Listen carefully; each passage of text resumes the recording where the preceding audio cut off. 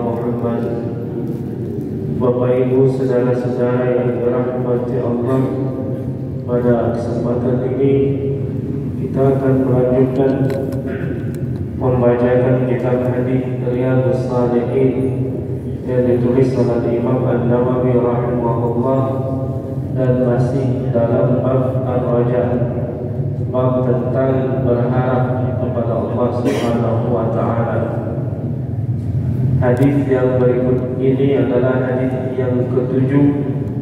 Imam An-Nawawi rahimahullah berkata, wa an Umar bin Khattab radhiyallahu anhu qala, dan diriwayatkan dari Umar bin Khattab radhiyallahu anhu, dia berkata, qadima Rasulullah sallallahu alaihi wasallam bis-sabyi fa idza imra'atun min as-sabyi tas'a إذ وجدت سبيا بالثدي أخذته فألزقته ببطنها فأرضعته، فقال رسول الله صلى الله عليه وسلم أترون هذه المرأة طارحة ولدها في النار؟ قلنا لا والله، فقال الله أرحم بعباده من هذه بولدها، متفق عليه. Kata Umar bin Khattab radhiyallahu anhu, Rasulullah sallallahu alaihi wasallam bertemu dengan tawanan, dan ternyata di antara mereka ada seorang perempuan yang bergegas ketika mendapatkan seorang anak yang termasuk dalam tawanan itu. Lalu wanita itu mengambilnya, menempelkannya di perutnya, lalu dia menyusui anak tersebut. Faqala Rasulullah sallallahu alaihi wasallam, lalu Rasulullah sallallahu alaihi wasallam bersabda, Atarawna hadhihi al-mar'ah tarihatan waladaha fin-nar? Apakah menurut kalian wanita ini mau melemparkan, atau apakah menurut kalian wanita ini akan tega melemparkan anaknya ini ke dalam api? Qulna la wallahi, kami jawab tentu saja tidak, demi Allah tentu saja tidak mungkin. Faqal, maka Rasulullah sallallahu alaihi wasallam bersabda, Allahu arhamu bi'ibadihi min hadihi biwaladiha. Maka kata beliau, Allah itu jauh lebih penyayang kepada hamba-hambanya dibanding kasih sayang seorang ibu kepada anaknya. Muttafaqun alaih. Hadis ini diriwayatkan oleh Imam Al-Bukhari dan Imam Muslim. Bapak Ibu saudara-saudara yang dirahmati Allah, ini babnya adalah masih dalam bab ar-raja, bab supaya kita ini tumbuh rasa harap walaupun kita pasti melakukan perbuatan dosa, karena tidak ada di antara kita ini yang bebas dari dosa, semuanya berdosa. Kalau dosa itu mau dibalas dengan yang sepadan, yang sepantasnya, kita ini dapat dipastikan masuk neraka. Kalau mau hitung-hitungan yang sebenarnya, kita ini masuk neraka. Kenapa hitung-hitungan sebenarnya masuk neraka? Karena ketaatan kita, kebaikan kita itu belum sepadan dengan nikmat yang kita peroleh. Nikmat yang kita peroleh ini sangat banyak sekali, yang tak mungkin kita dapat menghitungnya. Nikmatnya sangat banyak, tapi ketaatan kita itu tidak sepadan, tidak dapat untuk nebus nikmat itu saja. Nebus nikmat itu tak dapat, tapi malah kita melanggar. malah kita melakukan perbuatan maksiat, melakukan perbuatan dosa. Tentu saja mau dibalas, kalau mau dibalas ya neraka. Mau nembus surga jauh, jangankan mau nembus surga, mau nembus nikmat yang ada saja tidak cukup amal kita. Akan tetapi kenapa bisa masuk surga? Karena rahmat Allah Subhanahu wa ta'ala. Allah dengan sifat rahmatnya itu dicontohkan oleh Rasulullah SAW dalam hadis ini seperti seorang ibu yang tidak mungkin akan melemparkan anaknya masuk ke dalam api, dan Allah jauh di atas itu. Kenapa kita katakan jauh? Karena nanti ada hadis berikutnya bahwa Allah Subhanahu wa ta'ala memiliki 100 rahmat. Satu rahmatnya itu diturunkan ke bumi. Jadi di antara 100 itu cuma 1% yang ada saat ini, cuma 1% dari rahmat Allah. Tapi dengan yang 1% itu semua makhluk yang ada di bumi dapat saling berkasih sayang. Itu cuma 1% dari rahmat Allah Subhanahu wa ta'ala. Yang 99-nya mana? 99-nya ditahan, nunggu hari kiamat nanti, nunggu masuk kita kepada fase terakhir, yaitu fase alam akhirat. Itu ada 99% rahmat Allah Subhanahu wa ta'ala. Artinya jauh daripada semua yang ada di bumi ini.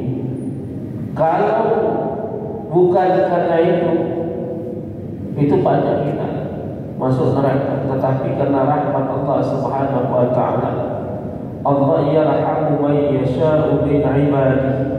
Allah akan memberikan rahmat kepada hamba-Nya siapa saja yang Allah kehendaki. Tidak ada yang bisa nolak.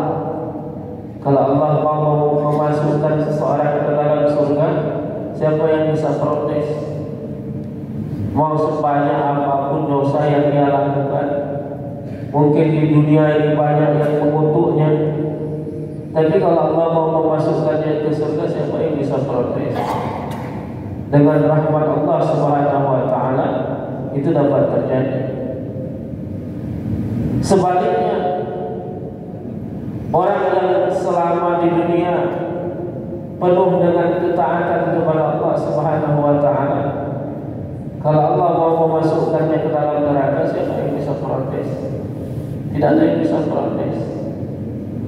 Makanya nanti akan ada yang seperti itu. Akan ada orang yang dikenal di dunia dia ahli ibadah, tapi ternyata masuk neraka. Ada yang dikenal ahli maksiat, tapi ternyata masuk surga. Apakah Allah tidak adil? Tidak. Bukan masalah adil tidak adil. Ini masalah Allah mau ngasih rahmat kepada siapa. Di antara tanda, di antara cara atau orang-orang yang bakal mendapat rahmat dari Allah Subhanahu wa ta'ala, itu adalah orang yang mengakui dirinya itu adalah hamba Allah Subhanahu wa ta'ala. Asal kita ini ngaku bahwa kita ini betul-betul hamba. Kalau ada salah, minta maaf. Bukan salah tapi kotor, tak benar pula. Itu kan beda gitu.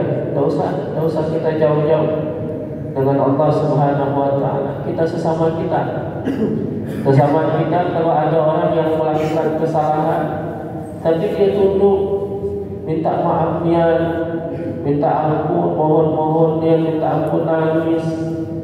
Kadang-kadang kita walaupun besar kesalahannya itu, tapi hati kita runtuh karena dia menghinakan dirinya di hadapan kita, hilang marah kita.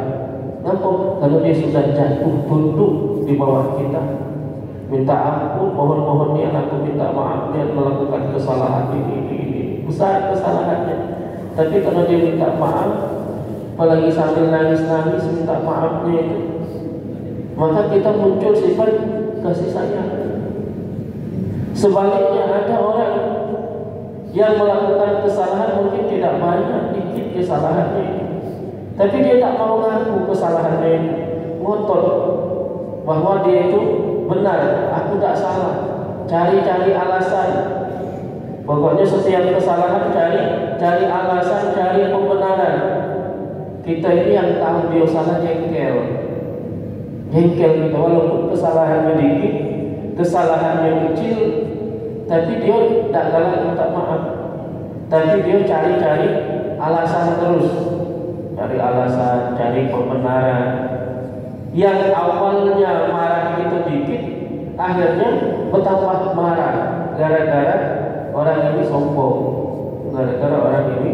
sombong, Maka di kalangan para ulama sangat terkenal satu ungkapan, pelaku maksiat atau maksiat yang disertai dengan rasa rendah, rasa hina di hadapan Allah Subhanahu wa taala itu lebih baik dibanding ketaatan yang menumbuhkan rasa sombong. Ahli ibadah tapi sombong. Kenapa? Karena Allah tidak menyukai orang-orang yang sombong.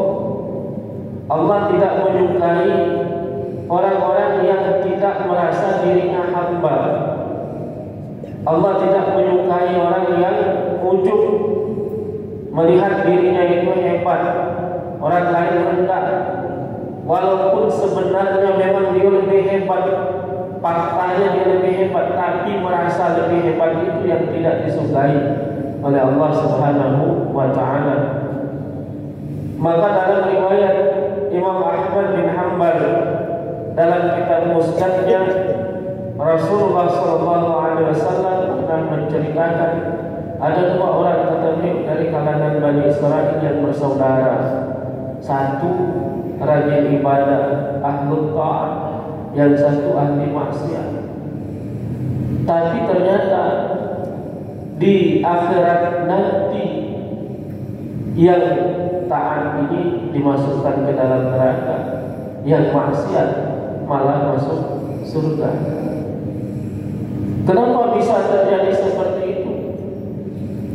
Itu diriwayatkan dalam hadis itu bahwa yang ahli ibadah ini sombong, berani melangkahi wewenangnya Allah Subhanahu wa taala, berani memvonis seseorang untuk masuk neraka.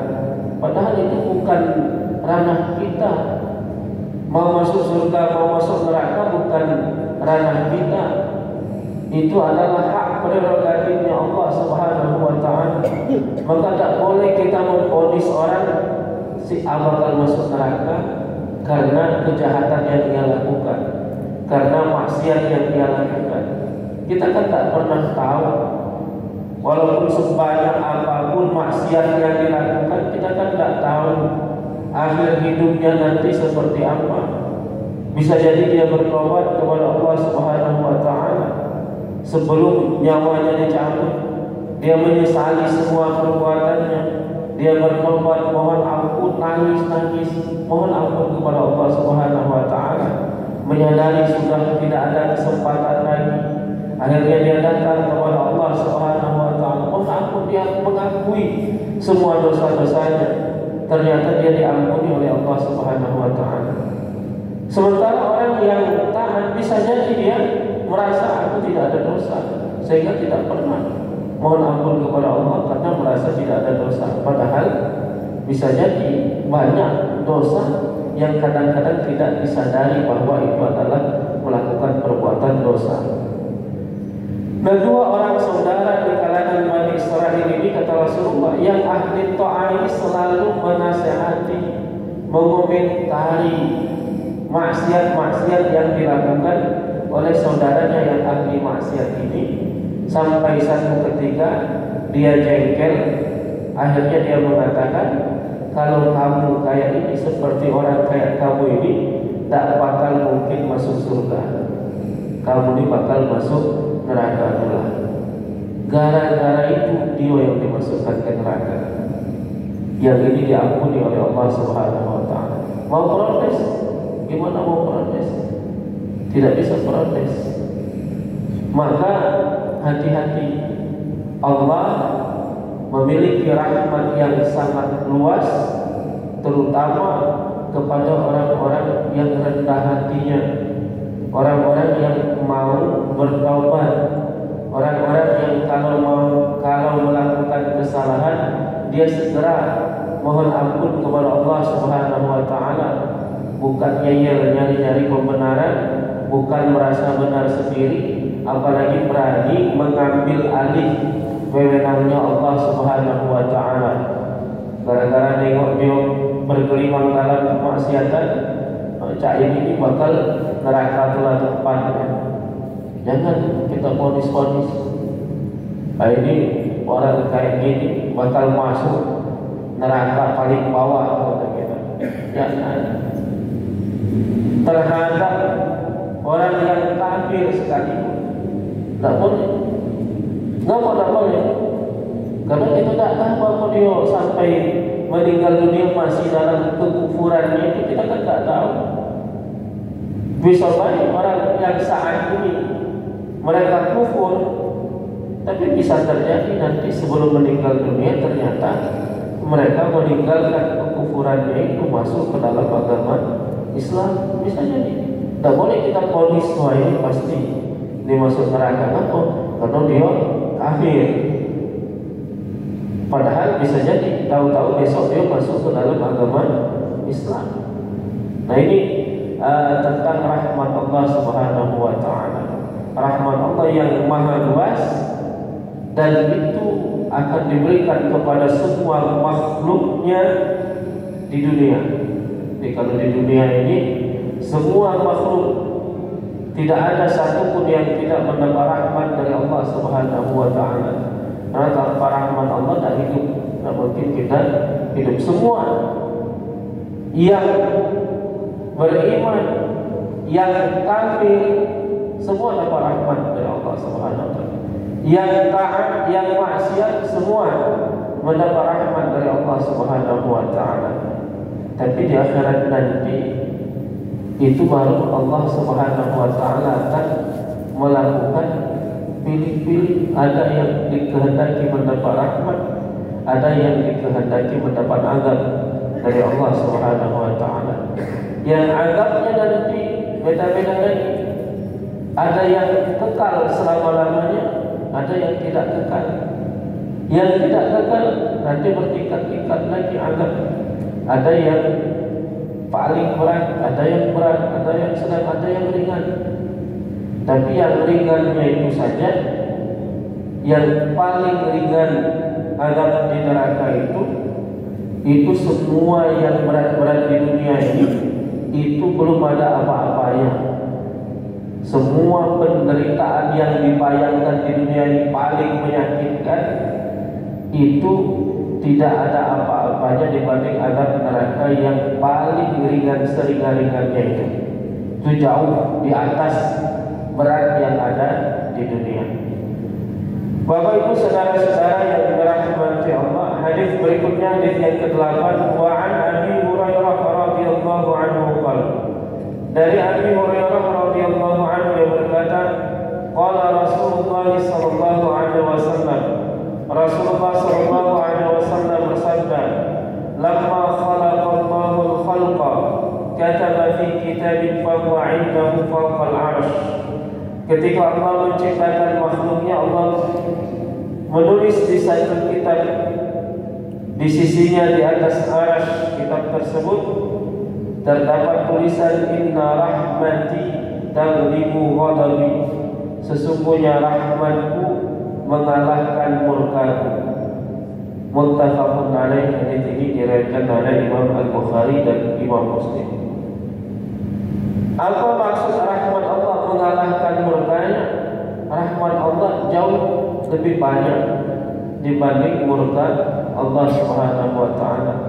Sehingga orang yang pantas dimurkai, orang yang sangat layak untuk dimasukkan ke dalam neraka, bisa jadi kalau Allah menghendaki untuk mengampuninya, Allah ampuni. Kenapa? Karena rahmatnya lebih luas, lebih banyak dibanding murkanya Allah Subhanahu wa taala.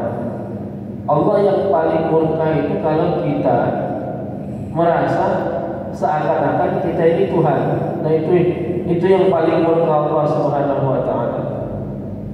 Kalau yang lain-lain itu masih kadang-kadang diampuni, dimaafkan. Tapi yang susah untuk ditoleransi itu kalau kita merasa diri kita ini Tuhan. Jadi merasa hebat, itu yang paling berat itu. Maka iblis itu yang ibadahnya luar biasa, awalnya iblis itu sangat hebat sekali ibadahnya, tapi tetap diusir dari surga, tetap mendapat laknat Allah Subhanahu wa taala sampai hari kiamat nanti. Kenapa? Sebabnya karena iblis sombong. Sombonglah sombong, tak galak minta ampun pula iblis itu. Tak galak. Yang pertama sombong terhadap Nabi Adam, merasa lebih baik dari Nabi Adam. Yang kedua sombongnya tak mau ngaku salah. Iblis itu tak mau ngaku salah. Diolah salah, merasa hebat dari Nabi Adam lah salah, tapi tak mau ngaku salah. Tetap nantang, pokoknya aku tak mau menantang perintah Allah Subhanahu wa ta'ala. Nah yang kaya-kaya itu sulit untuk diampuni. Orang yang merasa dirinya tidak bersalah, orang yang sombong. Kenapa? Karena Allah Subhanahu wa ta'ala itu tidak suka kepada orang yang mengambil sesuatu yang hanya pantas untuk Allah Subhanahu wa ta'ala. Jadi sombong itu yang pantasnya hanya Allah Subhanahu wa ta'ala. Maka kalau ada orang yang berani ngambil sesuatu yang hanya pantas untuk Allah, nah itu Allah yang akan murka. Misalnya merasa pokoknya aku benar tulah, orang lain salah, pokoknya semuanya harus ikut aku, kalau tidak ikut aku salah, pokoknya aku lah yang paling hebat. Aku baca si A masuk surga, si B masuk neraka. Nah itu luar biasa, itu luar biasa. Yang seperti itu sulit kadang-kadang untuk diampuni kalau dia tidak bertaubat kepada Allah Subhanahu wa ta'ala. Bapak Ibu saudara-saudara yang dirahmati Allah, selanjutnya wa anhu qala, masih dari Abi Hurairah radhiyallahu anhu berkata, sami'tu Rasulullah sallallahu alaihi wasallam yaqul, saya mendengar Rasulullah sallallahu alaihi wasallam bersabda, ja'alallahu rahmatan mi'ata juz'in, Allah menjadikan rahmat itu 100 bagian. Fa'amsaka 'indahu 99, lalu Allah tahan rahmat itu di sisinya 99. Allah tahan, belum dikasih 99 itu. Wa anzala fil ardi juz'an wahidah, Allah turunkan rahmat itu ke bumi itu 1 bagian saja, 1/100. Di antara 100 rahmat cuma 1 dikasih turunkan ke bumi ini. Fa min dzalikal juz'u yatarahamul khalaiq, dengan 1 bagian rahmat Allah itu, dengan 1% rahmat Allah itulah yatarahamul khalaiq, para makhluk-makhluk ini dapat saling berkasih sayang sesama mereka. Seorang ibu, ayah sayang kepada anaknya, suami sayang kepada istri, istri sayang kepada suami, sayang kepada karib kerabat keluarga, semua, bahkan seluruh hewan itu sayang kepada anaknya itu adalah 1% dari rahmat Allah Subhanahu wa ta'ala. Dari awal dunia ini sampai hari kiamat nanti, semua kasih sayang yang ada di dunia ini itu hanya 1% dari rahmatnya Allah Subhanahu wa ta'ala. Dengan 1% itu kita dapat melihat kasih sayang yang luar biasa. Banyak kita kumpulkan kasih sayang ibu dengan anaknya sedunia, itu luar biasa. Padahal itu baru 1% dari rahmatnya Allah Subhanahu wa ta'ala. Yang 99 masih ditahan lagi untuk di hari kiamat nanti, untuk di hari akhir nanti. Hatta tarfa'at nabbatu hafiraha an waladiha khasyata an tusiba.